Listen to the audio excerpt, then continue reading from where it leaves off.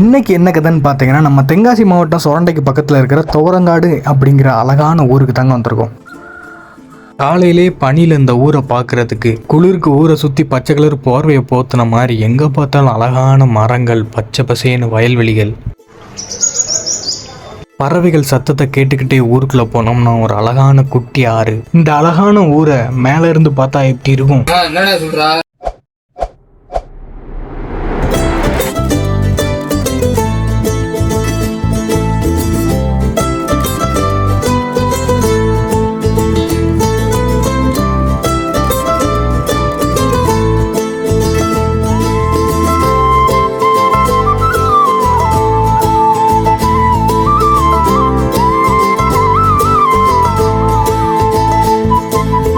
இதே மாதிரி உங்கள் ஊரையும் மேலே இருந்து பார்க்கணும்னா உங்கள் ஊர் பேரை கமெண்ட் பண்ணிட்டு போங்க.